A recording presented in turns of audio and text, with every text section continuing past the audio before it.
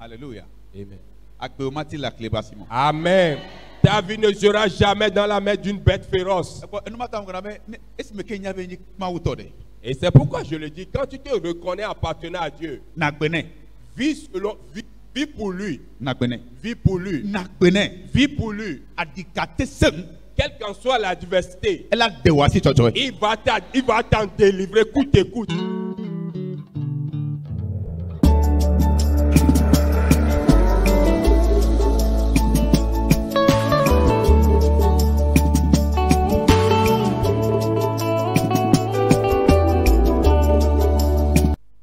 Nous allons considérer certaines choses. Les facteurs qui amènent la division dans la maison de Dieu. La dernière fois, nous avons parlé d'un point important. On a parlé d'un point important. C'est notre ignorance de la ruse et des desseins de l'ennemi.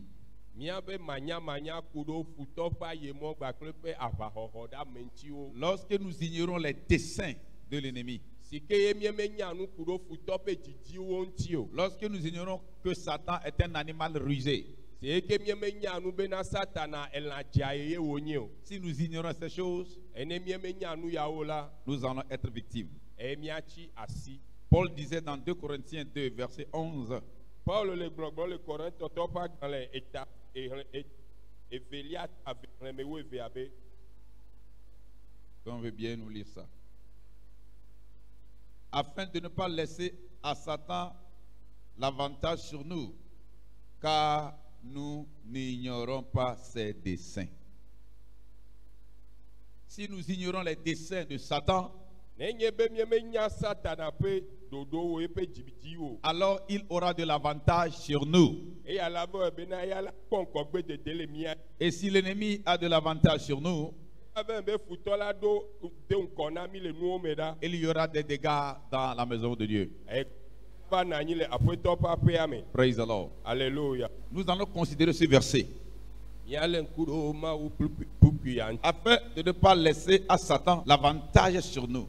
C'est quoi Satan? Le nom Satan, ça veut dire quoi? Afin de ne pas laisser à Satan. Qui est-il Satan? Ça veut dire quoi Satan? Quand on dit Satan, cela parle d'un adversaire. Oui, le mot Satan veut dire adversaire. Opposant. Celui qui est déterminé à s'opposer à l'œuvre de Dieu dans ta vie, qui s'oppose à toi de mener une vie qui plaise à Dieu. Il s'oppose dans nos vies à l'accomplissement de notre destinée prophétique.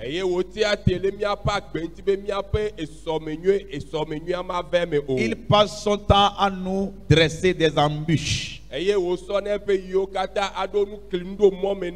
projette de saboter l'œuvre de Dieu dans nos vies. Le mot Satan, c'est ce que cela veut dire. Quelqu'un qui s'est dressé pour te combattre à tous les niveaux. Si cela ne tenait qu'à lui, tu ne peux pas avancer dans la vie. Tu ne peux rien faire. Tu ne connaîtras pas la paix. Alléluia. Amen. Donc nous devons comprendre le concept de Satan. Paul a placé ce nom ici Apôtre Paul pour nous signifier que nous avons un adversaire implacable. On a un opposant dans notre vie. Il s'opposera par tous les moyens et en tout lieu pour que nous n'arrivions pas. Il est le semeur de tout désordre dans la maison de Dieu. La Bible déclare que nous ne devons pas être ignorants de ses desseins. Si nous ignorons ces desseins, ces projets, alors Satan aura l'avantage sur nous. Satan peut avoir l'avantage sur le peuple de Dieu. Si le peuple de Dieu, si le peuple de Dieu ignore ses desseins. C'est ce qui s'est passé dans le jardin d'Éden. Quand Satan s'est amené à Ève, Ève ignorait complètement les desseins de Satan. Elle ignorait complètement les desseins des ennemis. Il n'a jamais su que Satan était son adversaire. Il a fait de lui son ami. Quelqu'un avec qui elle pouvait partager des secrets. Alléluia. Il pensait que c'était un ami. Et puis, elle a ouvert son cœur pour lui dire ce que Dieu leur avait dit. Église, si tu ignores le dessein de Satan, il aura l'avantage sur toi. Amen. Amen. Amen. Amen. Amen. Amen. Chaque foyer constitue une église en miniature. Je me répète. Chaque famille constitue une église en miniature. Parce que Jésus avait dit, là où se trouvent 2 ou 3 personnes en mon nom, j'y suis.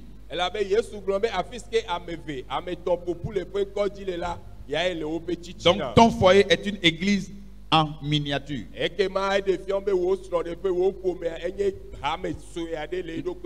Alors, il ne faut pas ignorer le dessein de Satan contre ta famille.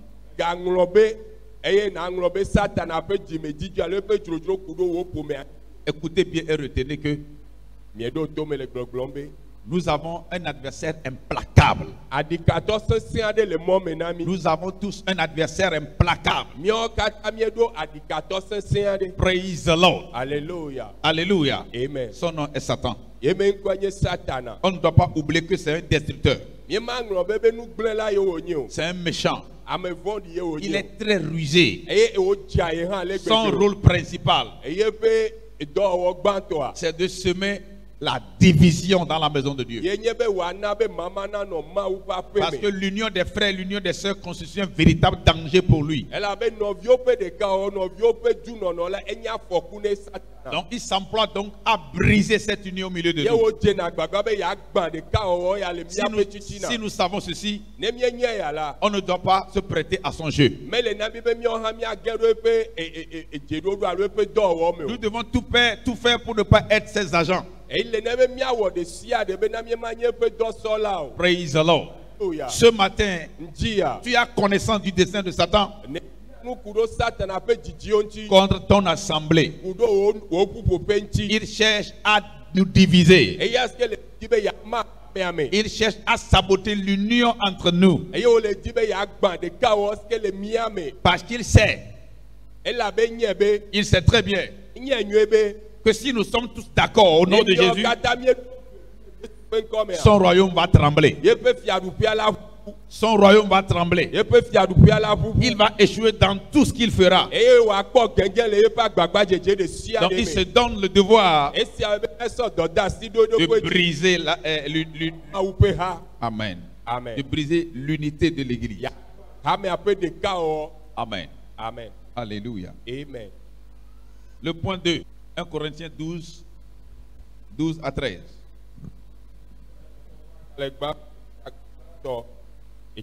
Nous parlons des facteurs qui peuvent amener la division au milieu des saints.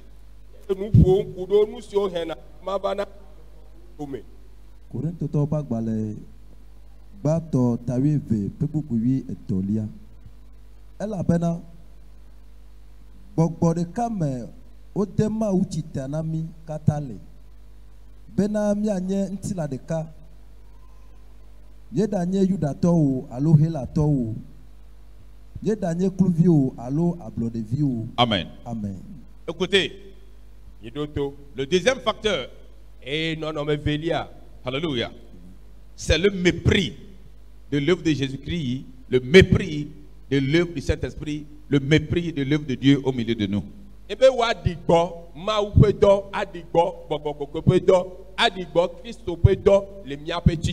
Écoutez, tu vas comprendre ce que je voudrais dire ce matin. Alléluia. Amen. Nous avons été tous plongés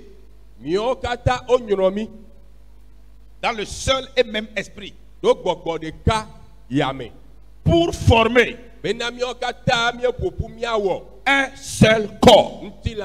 Dieu visant l'unité du corps de Christ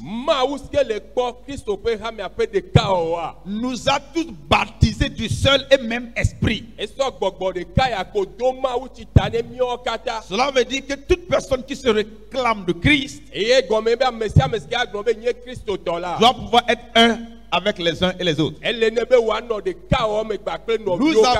Nous avons été plongés, immergés, baptisés du seul et même esprit. Dans le but d'être un seul corps. Dans le but d'être un seul corps.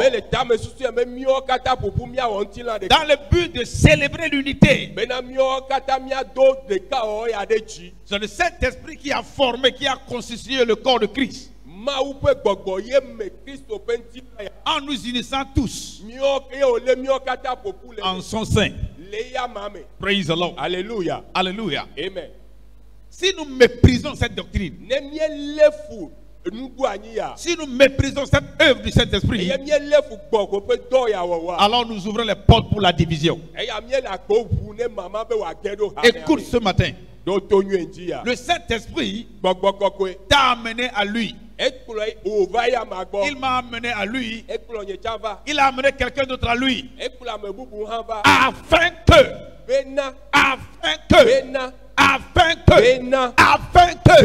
nous soyons un seul corps. On ne doit pas mépriser cette œuvre de l'Esprit de Dieu. Nous sommes condamnés à vivre l'unité. Yeah. Yes. Et tu ne peux pas œuvrer à déchirer, à saboter cette unité. Tu ne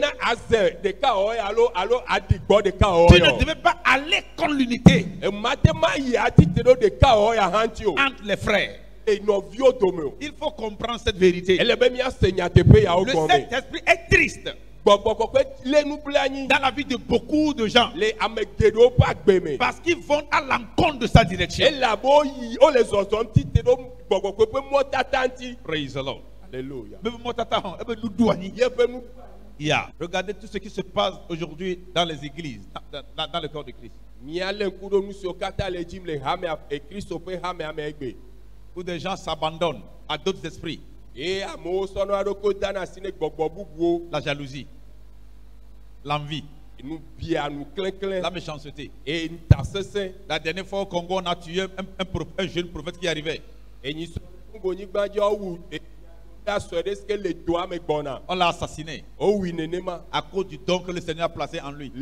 Parce que quelqu'un était jaloux. Il était jaloux. Il était gêné de ce que le Saint-Esprit est en train de l'utiliser. Il l'a tué par empoisonnement.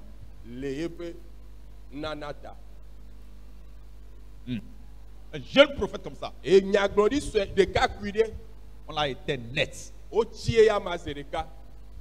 l'a livré à la mort. Pourquoi? Écoutez bien.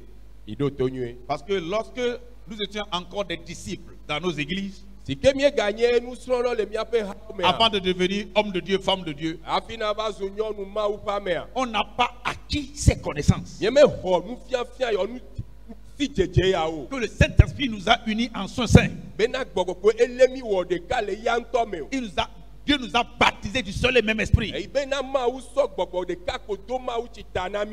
que nous soyons un et indivisibles. On n'a pas mangé ces vérités. Non. On ne les a pas assimilées. On n'a pas compris ces vérités. Donc, nous sommes en train de mépriser l'œuvre du Saint-Esprit. Le mépris de l'œuvre de Jésus. Est-ce que tu méprises l'œuvre du Seigneur au milieu de nous? Est-ce que tu es un agent de la division? Sache que tu vas à l'encontre de l'œuvre du Saint-Esprit.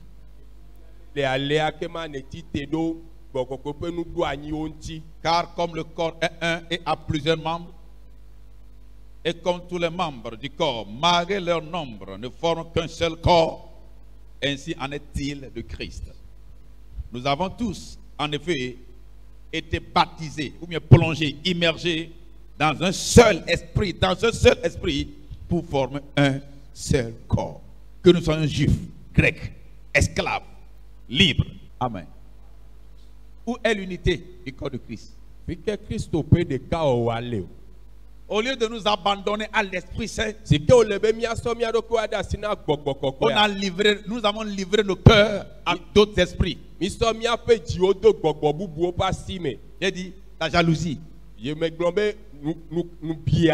l'envie, l'orgueil et dada. Pourquoi c'est lui et non pas moi? Que nous soyons un seul corps. Et que tu es dedans et que je suis de Vaughan, ça c'est pas là la question. Quelqu'un est apôtre, l'autre est pasteur, c'est pas là la question. Et nous a immergés dans un seul Esprit Saint. Afin que nous soyons. Et n'oublie pas. Et tu dois veiller et t'atteler à ce que nous soyons un. Et c'est en ça que tu dis que tu vis la vie spirituelle. Et en ça on peut dire que l'Esprit de Dieu te conduit. Amen. Ta vie ne sera jamais dans la main d'une bête féroce. Et c'est pourquoi je le dis, quand tu te reconnais appartenant à Dieu, vis pour lui. Vis pour lui. Vis pour lui. Quelle qu'en soit la diversité, il va t'en délivrer coûte et coûte. Dieu ne nous abandonnera jamais. Pourquoi?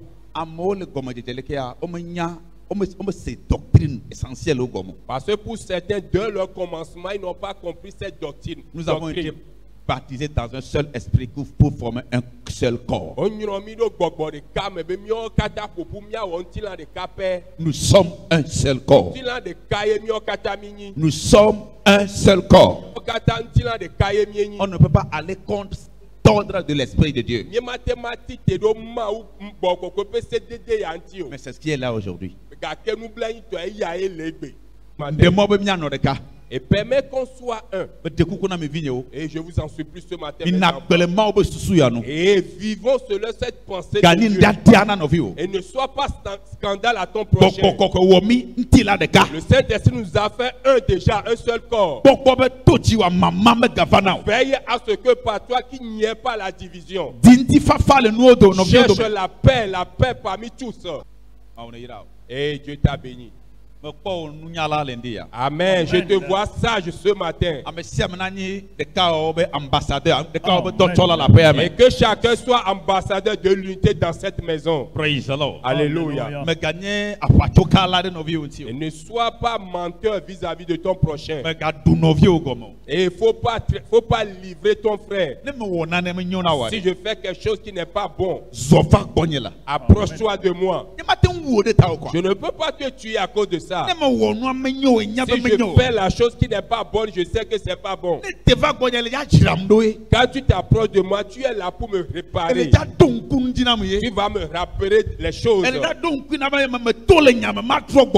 tu vas me rappeler que je me garde de la parole alors que je reviens. Et tu cherches ma vie. Et quand tu viens que je te refoule, et là tu peux te garer. Praise the Lord. Alléluia. Que je te fasse pas du mal et que tu m'abandonnes, mais que tu as le dit à l'autre. C'est pas écrit ainsi. On l'a pas enseigné non plus ainsi. La Bible a dit s'il y a quelque chose entre toi et ton frère, approche-toi de lui. Approche-toi de lui. Allez en tant que frère. Amen. Amen. Et s'il y a quelque chose qui te chagrine, approche-toi du leader et mets le sujet sur la table. Et pour réparer le tort. Quelle est cette église où il n'y a pas de scandale? Là où il y a l'humain, il y a forcément des erreurs, des scandales. Et même Jésus, l'église qu'il avait dirigée avant, il n'y a que 12 fidèles. Mais au milieu de ces 12, il y a scandale. Il y a un voleur champion là-bas. Et à Merde Léo Domenier Fianfitos que Hoka. Il y a quelqu'un parmi nous qui est incrédule. Thomas, et il dit que moi je suis Thomas. On a appelé certains Jacques, on a appelé certains Jean.